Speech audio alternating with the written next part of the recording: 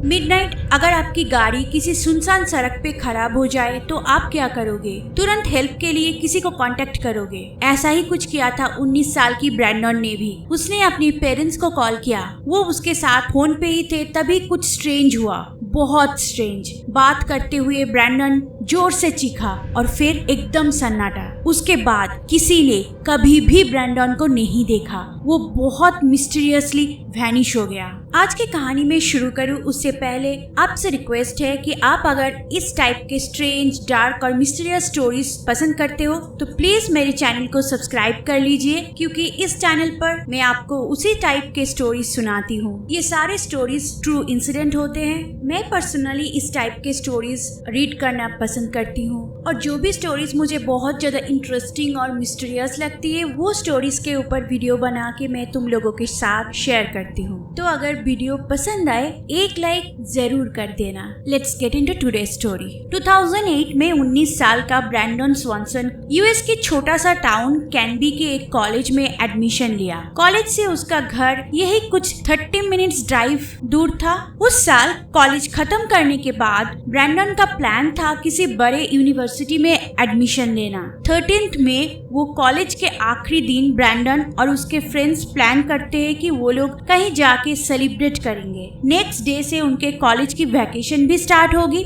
शाम को ब्रैंडन अपने दोस्तों से कॉलेज के पास ही साथ में पार्टी करते हैं, बारबेक्यू पार्टी। सब एंजॉय कर रहे थे। मिडनाइट के बाद ब्रैंडन ने सोचा कि अब उसे घर जाना चाहिए। वैसे वो टायर्ड भी था। डेली वो जिस रूट से कॉलेज से घर जाता है उसने वो रूट नहीं लिया। उसने सोचा चलो कोई शॉर्टकट रूट ले लेते हैं। उस रात उसने ज्यादा ड्रिंक भी नहीं किया था।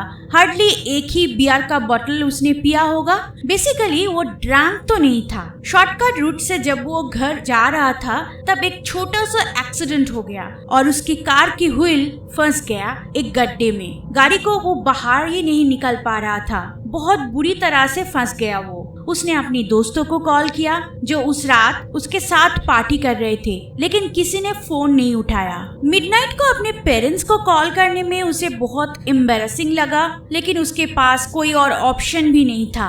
तब उसने अपने पेरेंट्स को कॉल लगाया। उसने कहा कि वो खुद तो ठीक है, लेकिन उसके कार बुरी तरह से फंसा हुआ है और उसे मदद चाहिए। उसने अपनी लोकेशन बताया। उसके पेरेंट्स ने कहा ओके, हम लोग अभी आ रहे हैं। उसके घर से वो लोकेशन बस 10 मिनट की दूरी पे था। ब्रैंडन के डैड ने उसे कहा तुम फोन पे रहो, हम लोग कार लेके आ रहे हैं। उस रूट के आसपास आके वो अपनी कार लाइट भी फ्लैश करेंगे तो ब्रैंडन को उनकी कार इजीली दिख जाएगी। ब्रैंडन और उसके डैड फोन पे ही थे। उसके डैड उस लोकेशन पे पहुंच के अपना कार लाइट फ्लैश करने लगे।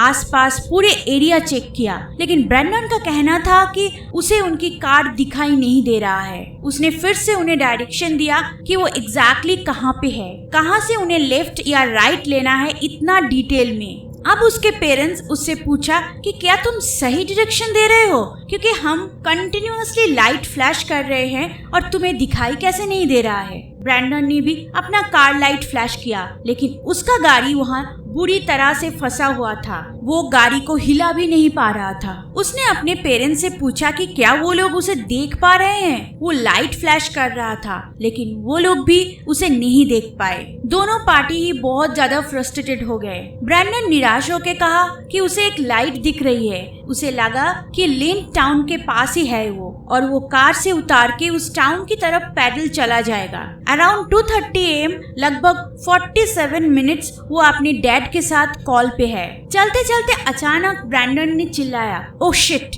और फोन कट गया। ब्रैंडन के डैड को समझ में ही नहीं आया कि आखिर हुआ क्या। उन्होंने फिर से कॉल किया, लेकिन ब्रैंडन ने फोन नहीं उठाया। ब्रैंडन के पेरेंट्स पूरे इलाके में उसे ढूंढने लगे। वो कहीं नहीं मिला।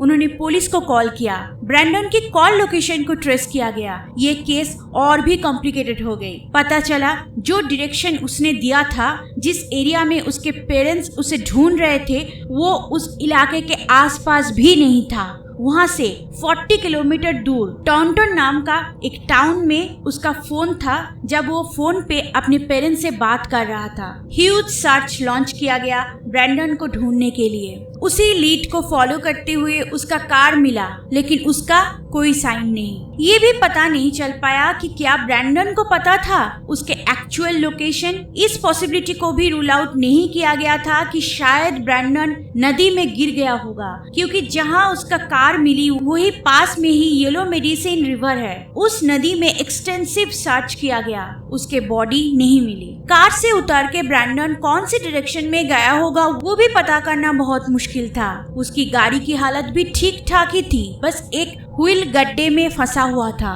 उस रात ब्रैंडन ने ज्यादा अल्कोहल भी नहीं पिया था और वो एक्चुअली इंटॉक्सिकेटेड नहीं था। वो जब उसके पेरेंट्स से फोन पे बात कर रहा था तब उन्हें ऐसा बिल्कुल भी नहीं लगा कि वो डिसओरिएंटेड है या फिर नशे में। क्या किसी ने उस रात उसका मर्डर कर दिया? इन्वेस्टिगेटर्स को ये पॉसिबिलिटी भी रूल आउट नहीं कर रहे हैं। क्या ब्रैंडन जिंदा है? इसकी पॉसिबिलिटी शायद बहुत लो है, क्योंकि उस दिन के बाद ब्रैंडन किसी को कभी नहीं दिखा।